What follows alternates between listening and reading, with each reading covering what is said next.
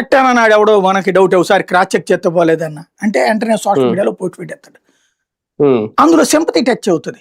అయ్యో పవన్ కళ్యాణ్ గారి దగ్గర ఎవడు అపరిచితుడు తిరిగాడంట అనేసి. ఏం చేయాలి పవన్ కళ్యాణ్ నాకు తెలియగడుతాను అపరిచితుడు? ఆయన ఎవరైనా మర్డర్ చేశాడా? వాళ్ళు వెళ్ళి ఆయన ఏదైనా చేయడానికి, లేదా ఆయన ఎవరినన్నా ఎవరితో ఫ్యాక్షన్ గొడవలకి వెళ్ళాడా? లేదే. శత్రుత్వం అంటారా? పవన్ కళ్యాణ్తో జగన్ శత్రుత్వం కంటే చంద్రబాబుతో జగన్ శత్రుత్వం ఎక్కువ. తన జైల్లో పెట్టించాడన్నది సోనియా గాంధీ మీద కోపం ఉంటది, లేకపోతే చంద్రబాబు మీద కోపం ఉంటది.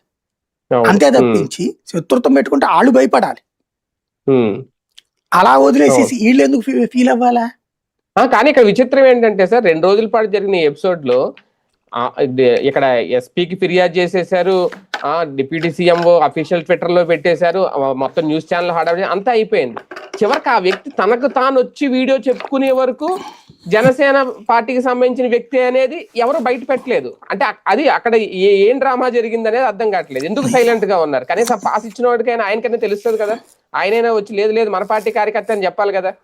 ఇంటరాక్షన్ ఎక్కడ ఉందండి? ఇప్పుడు పవన్ పార్టీలో ఉండే ప్రాబ్లం ఏంటంటే లీడర్ కి కేడర్ కి మధ్య అనుసంధానం చాలా తక్కువ. వీళ్ళేమి 50 ఏళ్ల పార్టీ కాదు కదా. ఈ 14 ఏళ్లలో వెనకాల ఎక్కువ తిరగడం బిగినైంది ఈ మధ్యన. ఈయన